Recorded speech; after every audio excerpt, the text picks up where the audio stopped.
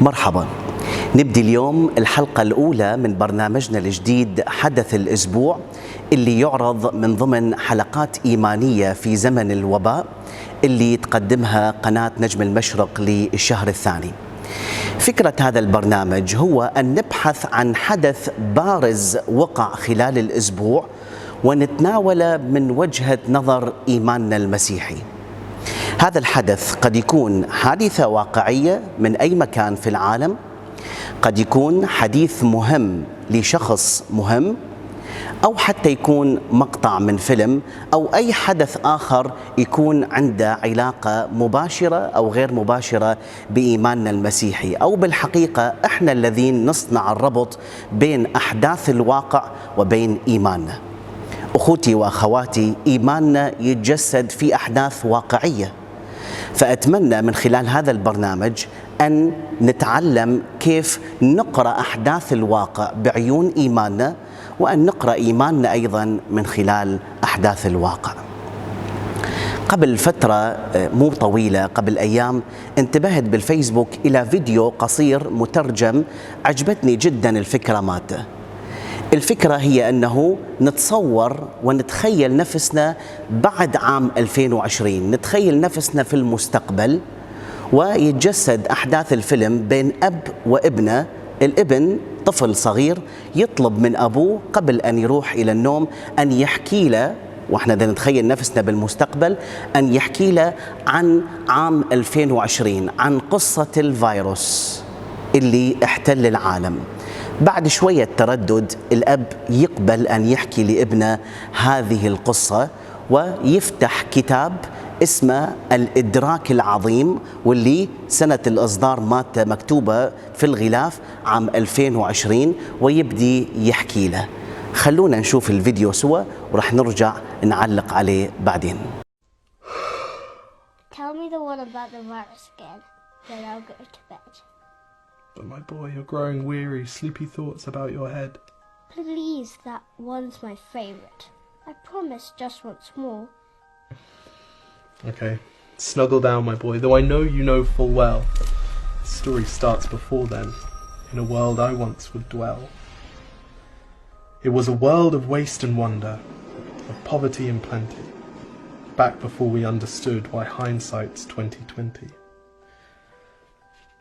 You see, the people came up with companies to trade across all lands, but they swelled and got much bigger than we ever could have planned. We'd always had our wants, but now it got so quick. You could have anything you dreamed of in a day, and with a click. We noticed families had stopped talking. That's not to say they never spoke, but the meaning must have melted, and the work-life balance broke. And the children's eyes grew squarer, and every toddler had a phone. They filtered out the imperfections, but amidst the noise, they felt alone.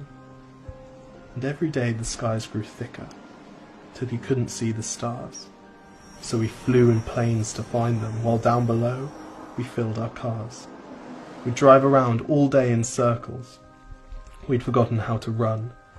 We swapped the grass for tarmac, shrunk the parks till there were none. We filled the sea with plastic, because our waste was never capped, until each day when you went fishing you'd pull them out, already wrapped. And while we drank and smoked and gambled, our leaders taught us why it's best to not upset the lobbies, more convenient to die. But then in 2020 a new virus came our way.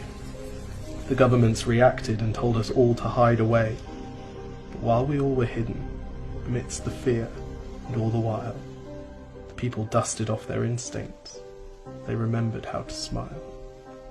They started clapping to say thank you and calling up their mums. And while the car keys gathered dust, they would look forward to their runs. And with the skies less full of voyagers, the earth began to breathe, and the beaches bore new wildlife that scuttled off into the seas. Some people started dancing. Some were singing, some were baking. We'd grown so used to bad news, but some good news was in the making. And so when we found the cure and were allowed to go outside, we all preferred the world we found to the one we'd left behind. Old habits became extinct, and they made way for the new.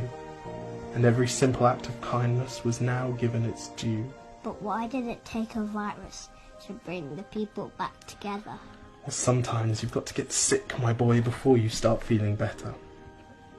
Now lie down and dream of tomorrow, and all the things that we can do. And who knows, if you dream hard enough, maybe some of them will come true. We now call it the Great Realization. And yes, since then there have been many. But that's the story of how it started, and why hindsight's 2020.